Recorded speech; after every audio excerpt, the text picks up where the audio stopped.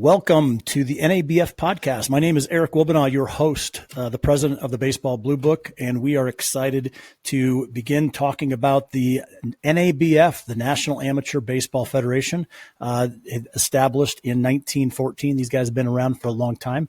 We are excited to have one of the franchise owners, Ricky DiMuzio, on with us today. Ricky, how are you doing? Hey, Eric, thanks for having me. Well, I appreciate you joining us. And really the purpose of this podcast is to showcase the rich history and impactful initiatives of the NABF. Each episode is going to feature engaging interviews with former NABF players, coaches, franchise owners, and really people that are part of the NABF, and talk about the significance the NABF has made in their game as well as in their career. So, Ricky, I think the best way of starting this is, why don't you give a little background of who you are, where you are from, and the league and teams that you guys are running up there in your area. Yeah, sure. I'm from Youngstown, Ohio, born and raised. Grew up in a little town called Poland, Ohio, where I attended Poland Seminary High School, graduated in 2003. I was a walk-on at Youngstown State University. I played there in 05-06. Been playing amateur baseball since 2004 when I got out of high school, and really haven't stopped since. So everybody's journey is a little bit different. I talk to so many people in the baseball community, and you can have every version of a journey. It's really remarkable. That's so true, Rick. I have the privilege of doing a few podcasts with vendors in the industry, baseball industry, as well as head coaches. And you're absolutely right. One of the things I always talk about is their journey. And one of the things that is the same, obviously, is the love of the game. I think a number of people, they try to go a different direction. Maybe they go to school for something else. They attempt, they step out of baseball into other areas, and it continues to pull them back. And I think that's probably the same for you, being part of the game. Being this is about the NABF, let's talk about your participation with the NABF, kind of how you got involved. And then I'll ask you to kind of give us a kind of a background story of the NABF, so people that are listening can really learn more about it. Yeah, to my recollection, when I started with the NABF, was a player in a league called Warren AA Baseball League, which is an extension of what we do now in the Mahoning Valley AA Baseball League, back in 2007. And I just remember, this is really cool. We're playing different teams from different areas, high-level competition. And this is in the major division, of course. That's what the majority of our teams in our league participate in. And we participated until about 2015. And then we started this new venture in Mahoning Valley. And then probably 3 years after we started in our league, I was driving one day and I'm like, what am I doing? Why am I not part of the NABF?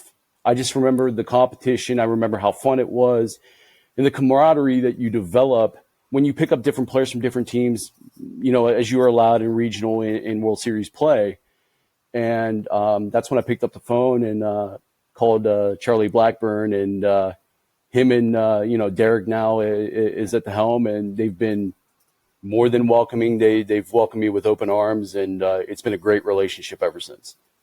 That's great. You mentioned the ability to kind of put together teams. Talk about what you're doing today, because you're currently running a league in the Northeast Ohio area. So you have league play that you're doing today. Talk about how the NABF complements what you're doing today. And you also mentioned being able to pull players in and going to regionals and different World Series. Talk kind of about the kind of the logistics behind that and how it works. I think with any time that you have competition involved and there's something always at stake, you know what I mean? And you're talking about older individuals, the majority of them in our league, they still want to play for something. Of course, you have your league play, and that's great. But that NABF is the cherry on top. You got an opportunity to participate in a regional, when you have an opportunity to go to a World Series, I've never experienced the World Series aspect of it, unfortunately, as a player or coach, but players in our league have, and they've really had great things to say about it, the experiences, the competition, and how it just, iron sharpens iron type deal. It brings the best out of them, and you've got to bring your A game when you go to World Series. And I think that's what keeps people coming back, and why we keep coming back to NABF is because we love that competition. That's awesome. Now, give kind of for those people that are maybe in the same boat as you are with that are running a league, have teams in a local area. Talk about not only, you talked about iron sharpens iron, higher competition, being able to put those and then playing for something. High level, what is the NABF to you, and how is that helping you and your league and building that out? In a way, I think NABF is family. I think it just builds that camaraderie. And from my point of view, when you participating in 4 regionals, my team, and I can speak for myself, when you have guys from other teams come on and see what, how you run your organization, your program, and they see what you're trying to strive for, what you're trying to attain from a goal perspective, I think they really see that how important it is. You can say that NABF, like you're obviously trying to win a championship or regional or World Series, I should say. But NABF, they hand out scholarships every year to NABF franchise players. And I think that's important for anybody that is not a member. It's not just about baseball. It's about furthering your education, even if it's a small monetary amount. Hey, money's tight nowadays. Anything you can get from a scholarship perspective, I think it's fantastic. And NABF, anytime that I've asked them for something, they've been willing to step up. That is so true. They really do a nice job. I love your point with being family. And talk about that a bit, because you're in the Northeast Ohio. You've got your own thing, that day-to-day grind of playing ball with the players, the coaches that you have in your league. Talk about how that family now starts to incorporate into what you're doing. Is that people you're able to reach out? You mentioned Charlie Blackburn. He was really one of the OGs. NABF, been around a long time. I'm actually going to have Charlie on the podcast soon, so we're excited to talk to Charlie and all of his stories. But now it's Derek Topic running the helm. Talk about that family. Talk about what it means. Talk about the other people that are part of this and what that brings to you as a coach, as well, franchise owner, and to your players. I think it's comfortability. I think that, being a stranger into it, coming back in 2019, making that phone call, not knowing what to expect. Basically, you're like, hey, am I going to be welcomed with open arms here? And the first time I met those board of directors and they wanted me to jump on board with them, man, I felt I fit right in perfectly. You know what I mean? There wasn't any nervousness. There wasn't any hesitation. Our organization wants to be a part of the NABF. It's not even a question, and it's because there's no awkwardness. It's, hey, it's a full embrace. You know what I mean? They love baseball. They want to grow it. And, I'm all for that. That's awesome. So you say that like there's some experience behind what you're saying. They're open arms. They welcomed you back. They're a bunch of good guys, meeting them all as well. I 100% agree.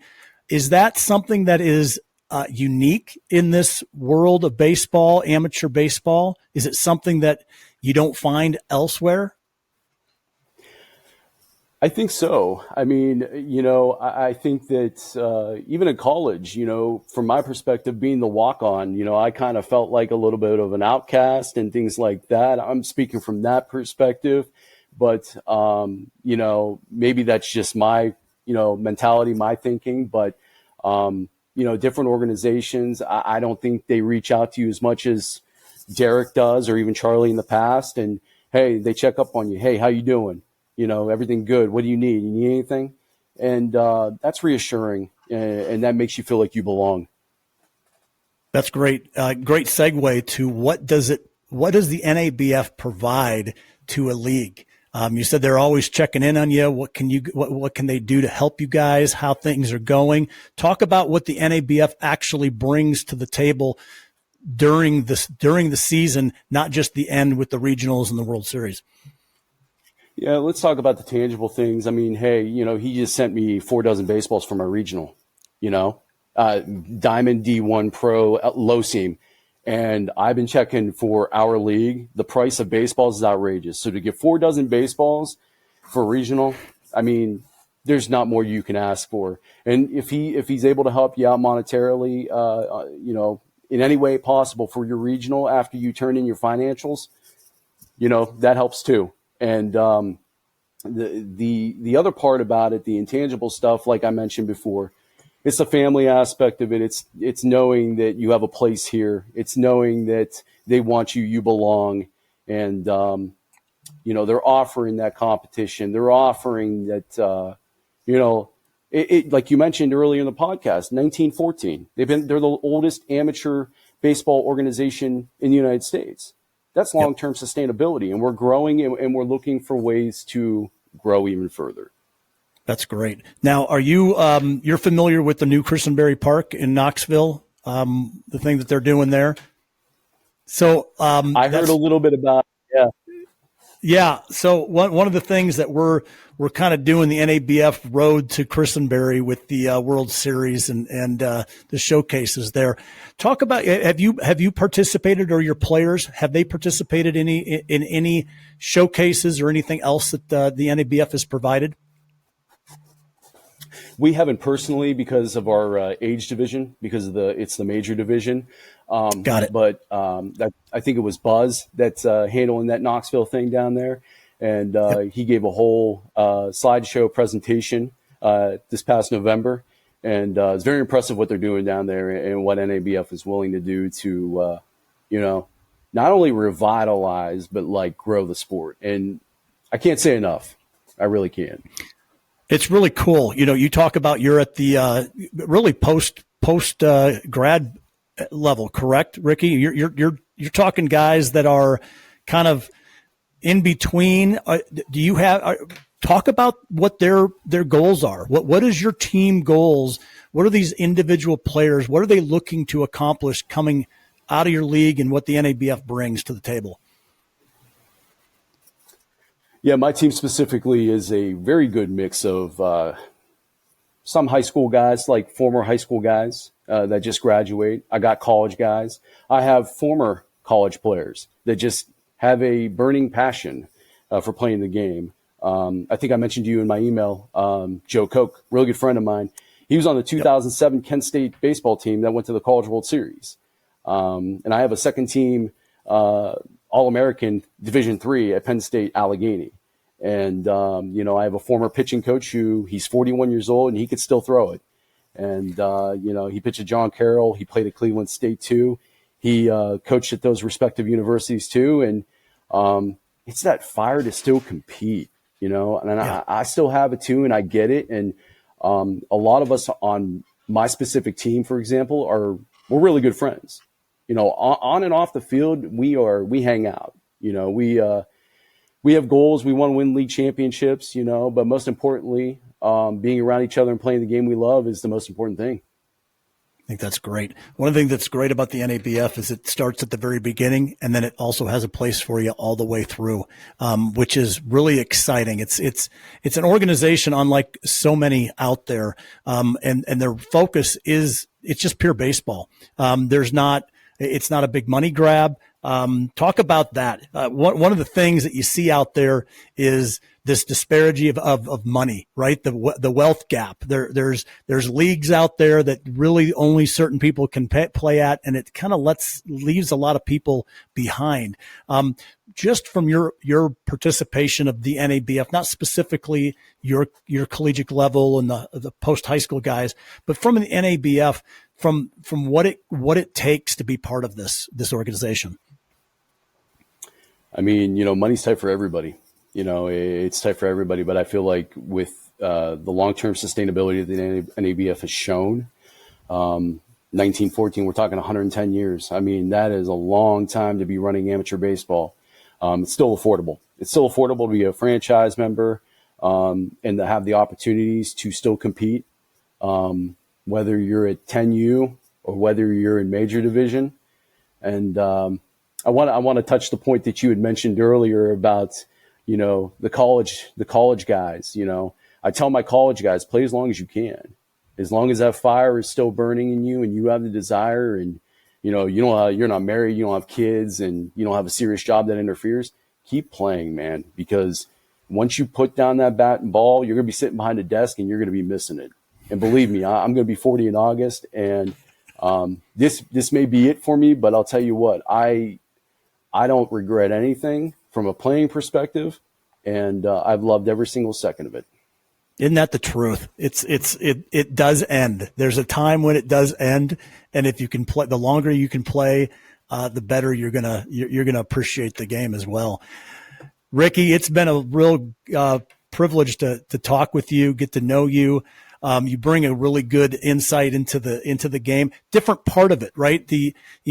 Baseball isn't just for the young guys. It's not just for the college guys. It's for people that want to continue. I think what you said, if it's still burning in you, then you got to find a league. And the league up there, and go ahead and tell us your league, where you're located again, and how they can get a hold of you, Ricky. Yeah, we are the Mahoning Valley AA Baseball League. That's MV as in Victor, AA-baseball.com. Any interest in playing, we have a player inquiry form you could fill out. And we have a waiver pool that your name goes right into. We've really grown the league. We are really Northeast Ohio, Western Pennsylvania to the T. I mean, we are covering, I counted probably like 12, 13 counties that players come from to come and play in our league. I remember when COVID hit, we had such phenomenal talent come through, and I think that's what really sold our league.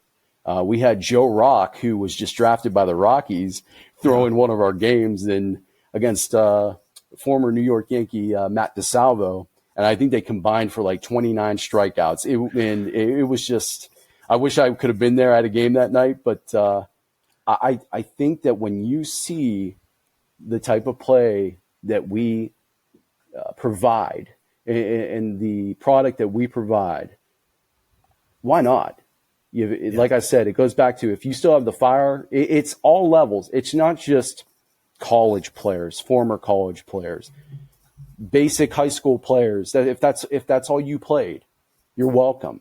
There's a place, and I think that's why we've thrived. That's awesome. The blue collar, Western PA, Northeast Ohio, old school ball. I mean, you can't get better than that. Love it up there. Ricky's also in the Baseball Bluebook app. You can check him out. All of his contact information, everything that you can find. We're here to push and promote the NABF. Anything that you need, make sure you check out the Baseball Bluebook app, the NABF podcast on YouTube, also on Spotify, Apple Tunes, and anywhere else that you listen to your favorite podcast. Eric Wilbenow with the Baseball Bluebook on the NABF podcast. Thank you, sir. Thank you, Eric. Okay. Great job. Yeah, Eric, that was awesome.